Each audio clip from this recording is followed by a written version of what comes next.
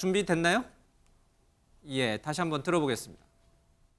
대단히 불쾌하실 겁니다만 대한민국을 위해서 김준혁과 이재명 대표가 여성을 대상으로 한 쓰레기 같은 말들을 들어봐 주십시오. 이재명 대표가 자기 형수에 대해서 한 말을 들어봐 주세요. 여러분, 우리는 압니다. 사람은 웬만해서는 바뀌지 않습니다.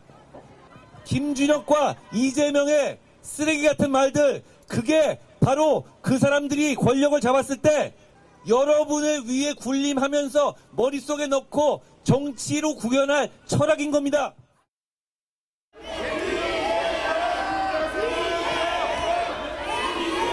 제가 재판을 받는 이 아까운 시간만큼 아니 그 이상으로 우리 당원 여러분 그리고 지지자 여러분, 국민 여러분께서 4월 10일 정권의 이 폭주를 퇴행을 심판해 주실 것으로 믿습니다. 네. 지금 한동훈 대표가 말을 옮기기 그렇습니다. 방송이라 X 같은 정치 그리고 이제 방금 들으셨지만 지금 민주당이나 이런 이재명 대표 또 조국 혁신당 대표에 대해서 쓰레기 같은 말들을 한다 이런 식으로 이제 쓰레기 X 이런 표현을 하고 있고 이재명 대표는 또 의붓아버지 네. 맞는 자식을 이제 자꾸 빗대어서 표현을 하고 이러고 있습니다. 이제 선거 총선일이 가까이 오니까 양 대표마저도 완전히 이제 이 신경전이 붙었는지 말이 점점 거칠어져요. 근데 이게 우리 유권자들 가운데 물론 이제 다 18세 이상이지만 네.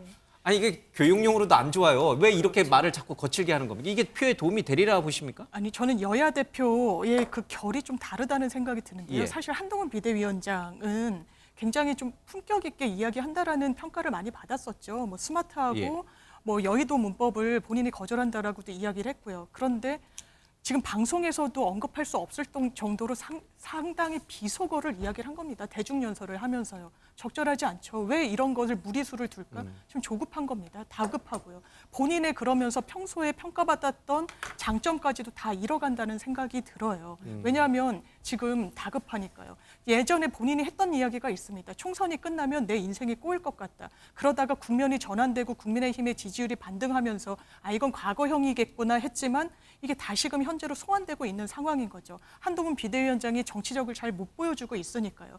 그러면서 민주당을 향해서 구정물이다, 쓰레기다, 막말입니다. 이런 부분 유권자들이 평가하기 어렵습니다.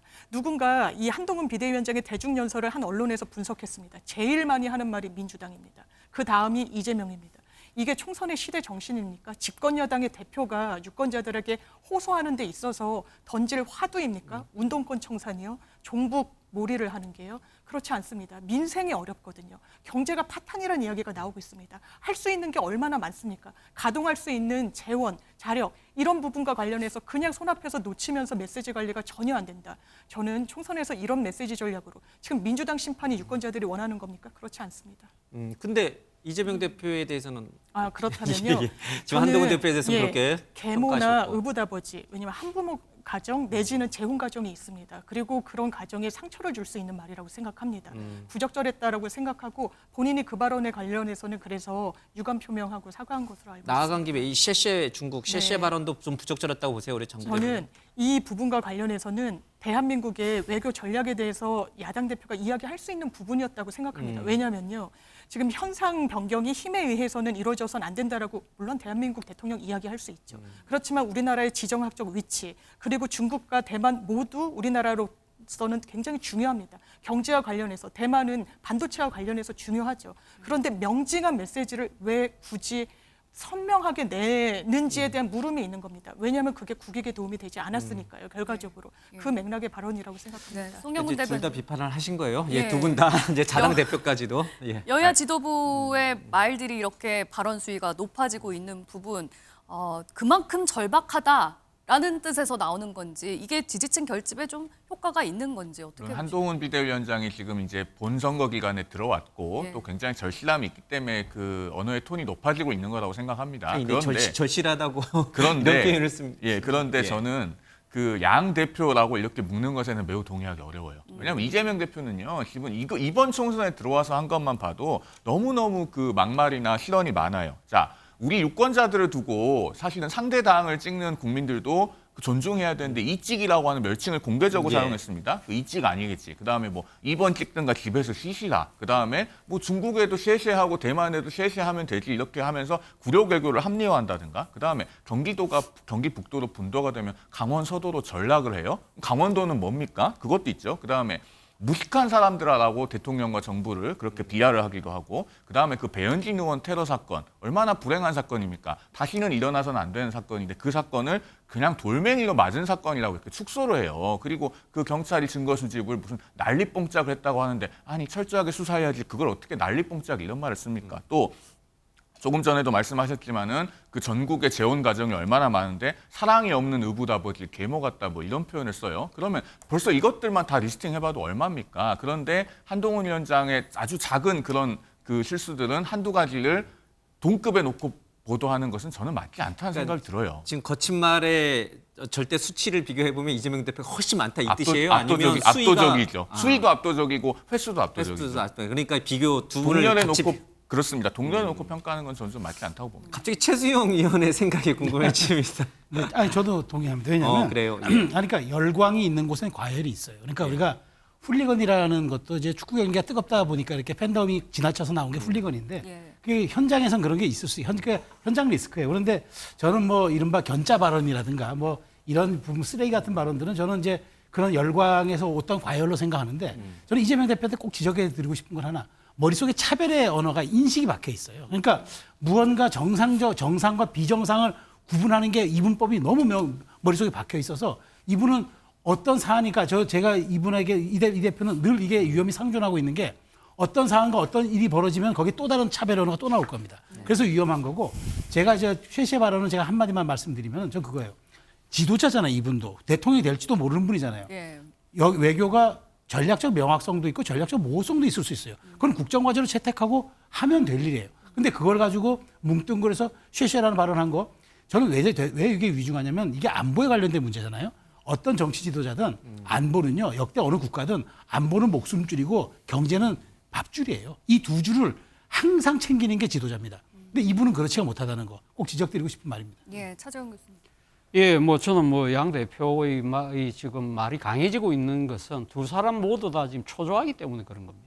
사실은 지금 한동훈 비대위원장 입장에서 보면 지금 판세 자체가 우리가 모두 이야기했다시피 국민의힘에 불리하게 돌아가고 있다. 근데 불리하게 돌아가는 이유가 뭐냐?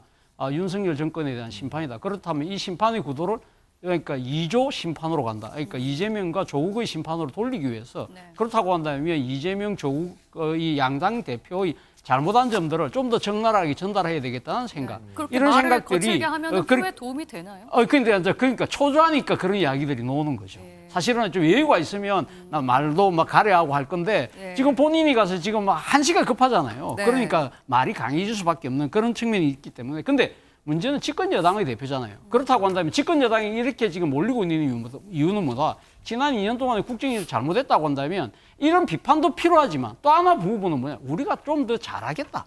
이런 부분들 반성의 모드 속에서 기반한 나름대로 미래의 비전을 보여줘야 되는데 한동훈 비대위원장이 지금 제 기억으로는 국민들이 앞으로 가면 다시 이 국회를 나름대로 일당이 되고 난 뒤에는 도대체 뭘 하겠다는 걸 그림을 제대로 못 보여주고 있다는 안타까움이 있는 것이고요. 예. 반면에 지금 이재명 대표 같은 경우는 왜 초조하냐? 판세가 지금 다 앞서가는데 결국 조국 혁신당과의 선명성 경쟁인 거죠. 만약에 지금 그러니까 뭐 이번에 만약에 일당이 된다 하더라도 조국 혁신당이 상당히 많이 비례대표에서 득표율이 앞서갔다. 네. 그렇다고 한다면 소위 말하는 차기 대권 구도 내지는 또 향후 전국 장악 주도권에서 조국 혁신당이 밀릴 수 있다. 그러니까 예. 내가 좀 더 강한 면을 보여야 될 거야. 라는 이런 강박관념이 상당히 강한 말들을 쏟아내는 하나의 배경이 아닐까 생각합니다. 예. 뭐 정치학 개론 같은 얘기긴 합니다만은 지금 양당 모두 자신들의 지지층은 확고하게 지금 붙잡아 뒀잖아요, 그렇죠? 이제 남은 것은 가운데 있는 중도층, 중도 표심을 가져오는 전략을 쓰는 건데 이런 거친 말로 우리 한국 사회에 존재하고 있는 유권자들의 중도층이 그러면 움직일 것인가? 그 얘기를 진짜 개론서에 나오는 상식적인 차원에서 누가 한번 좀 설명해 주세요. 우리 중도층은 지금 이 두 양당 대표의 거친 입에 마음 표심이 빼앗길까? 아니면 오히려 그 거친 말을 하는 사람들에게 역풍이 불어서 아, 저 사람들 수준이 저거밖에 안 되네? 라고 해서 오히려 반대당으로 갈까? 단언컨대 역풍이 불죠. 그래서 조심해야죠. 그러니까 우리가 물건의 품질이 있듯이 말에도 언품이란 게 있어요. 근데 특히나 지도자의 말이 왜 중요하냐면은 저는 이 두 분이 이번 총선으로만 정치 생명이 끝나는 분들이 아니에요. 앞으로도 계속 나가면서 본인들이 더 큰 꿈을 향해 갈 텐데 이런 것들도 아마 디지털 아카이브에 차곡차곡 기록이 될 겁니다. 그리고 중요한 거 지금 양대 지지층으로 다 수렴된 가운데 수렴되지 않고 가운데에 남아있는 분들은 누가 조금 더 합리적이고 누가 조금 더 개혁적이고 누가 조금 더 민생적인가를 볼 거예요. 그런데 이렇게 강한 말들은 아마 그렇게 큰 소구력이 없고 오히려 투표장에 가지 않는 행동을 요인을 촉발할 겁니다.